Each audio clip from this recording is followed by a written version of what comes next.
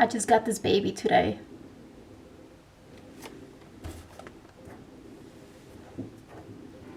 And this one. And this one.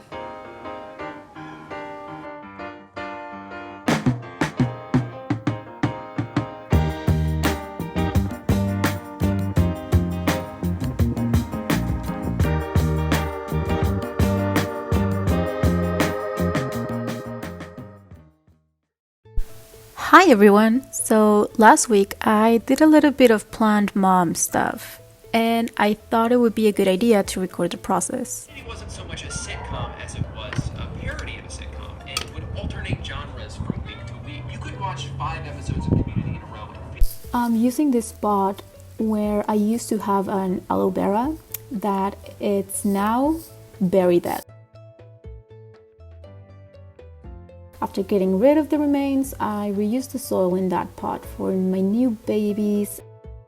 I mixed that soil with the one that came with the nursery container, not only to take advantage of the whatever fertilizer they use, but also to prevent my plants from dying. Getting into new soil can actually be quite shocking for the roots, and eventually your plant ends up dying.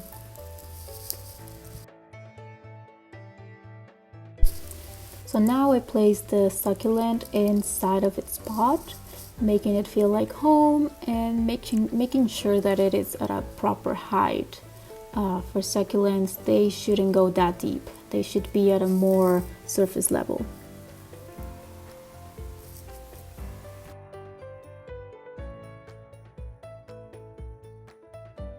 When I got this Duracell at the garden store, I accidentally dropped it right after I paid for it, and one of the stems broke.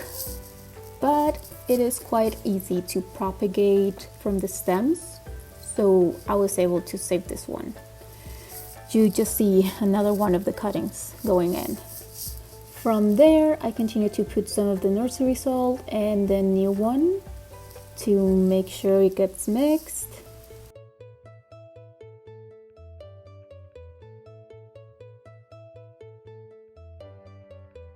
And this one is good to go. Now on to the next one. I follow the same steps of mixing some of the nursery soil with the soil I previously had. The spade I had was too big to get this one out of its container, so I got a butter knife to loosen the soil around the edges. With this one I decided to be a little bit more careful with the roots, because string of pearls and string of hearts are quite delicate, so I didn't want to mess with the roots too much. And so I just placed it inside its new home and cover it with more soil.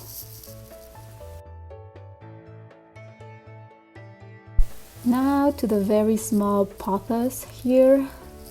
It was easier to take out of the container, and you can see that well because of my excellent camera work, but the process is basically the same.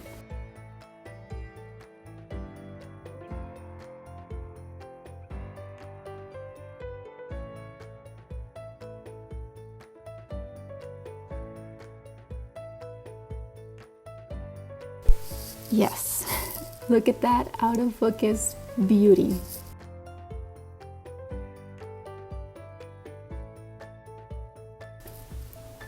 Then I just check the leftover soil I got and fill some of the gaps from the other plants to make sure that nothing is wasted and I can still use some of that fertilizer and soil left behind. And then tragedy happened. It broke. Yikes. I ended up putting the string of hearts on a different pot that was actually better because it was smaller. And after placing it next to the window, I considered moving it where it wouldn't fall. And then I thought, hey, I can give you a plant tour.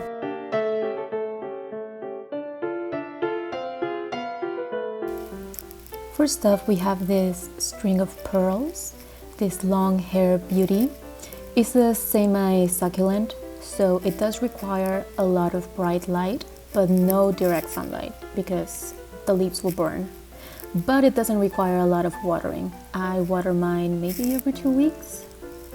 The other thing is that it's so easy to propagate. So this one that I have here, that came out from cuttings from the other one. And then we have the string of hearts. That is very similar to the string of pearls. Like with any succulent, you need to have it in a pot that has a drainage hole. This one didn't have it, so I just have to be very careful of how much I water it. Now, this is a very popular indoor plant. I had to put mine up here because my cat was nibbling the leaves. It is a plant that is easy to take care of. I think the only thing that they are very picky on is the lighting. They do require indirect bright sunlight, so if you have it in the corner of a very bright room, I think they will be okay. This was the very first plant that I got. It's been with me for about 6 years, I think. As a succulent, it requires a lot of direct sunlight. It thrives on that. I've been able to propagate it and kind of trim it a lot. Here you see some of the bites that my cat has taken from it, and you may be able to see some of the little hairs, kind of like fuzzy hairs growing. That means that it's about to bloom. It's gonna have like some little pink flowers in it, and it looks quite pretty. Another succulent is the Borosdale, and I put this one outside so it will get a lot of direct sunlight. In terms of watering, I will say water it when you see that the soil is completely dry. And here we're going to ignore these plants that I have here that are dying. Another popular indoor plant is the rubber tree or rubber plant because it's very easy to take care of.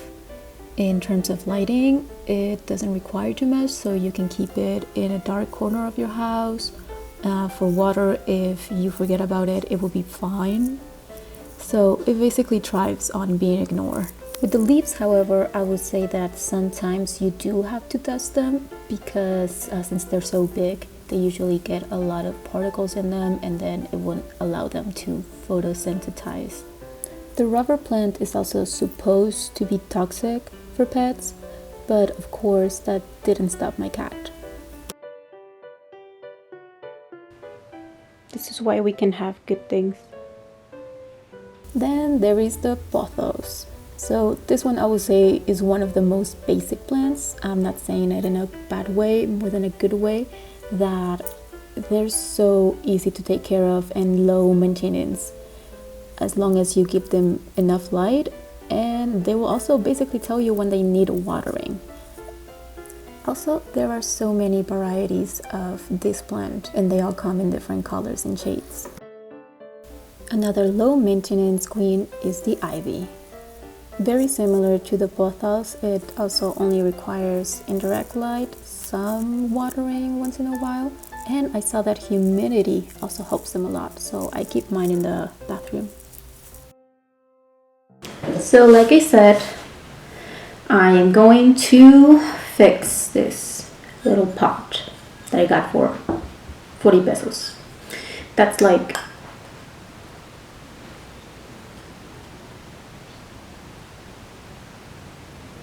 $10. I thought of making it a little bit of a chat, a little bit of talking, because I don't know who I'm talking to, but I felt like talking about self-care while I fix a pot.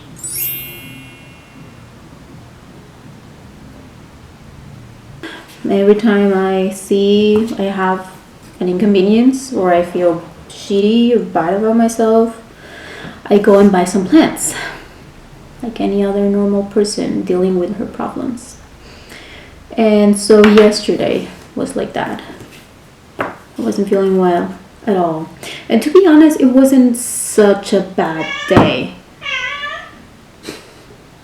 It was, I don't know, it wasn't good, but it wasn't that bad.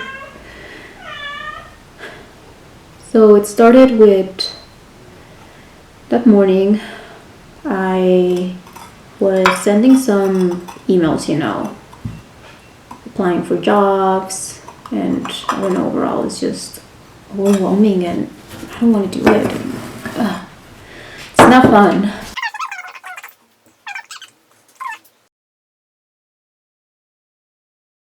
But at that moment, I was like, today sucks.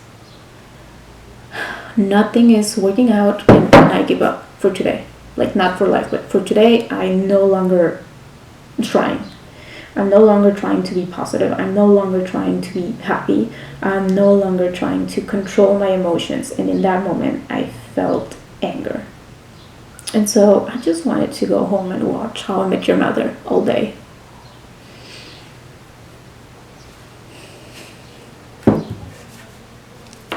I don't know, what I wanted to say is that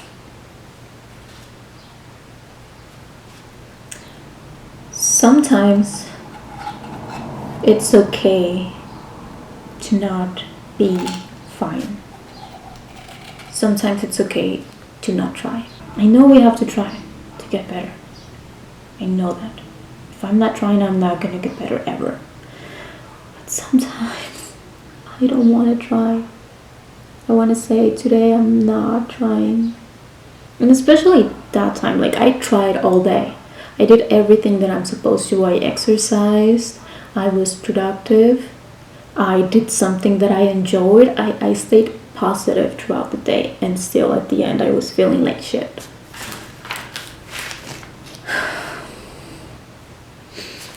So, I know that I'm trying. I know that you're trying 7 days a week to be fine.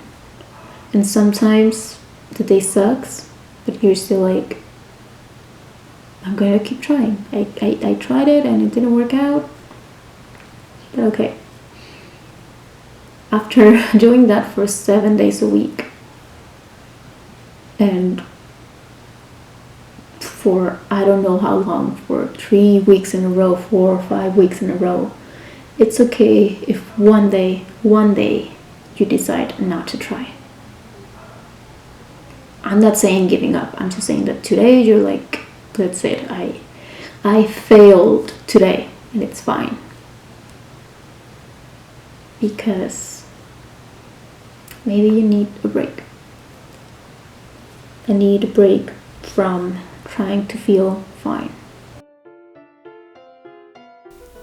I was going to end this video with a very lame metaphor about being kind of like the pot, and that sometimes we are broken, but it's okay because you can pick yourself up and fix yourself. So I don't know.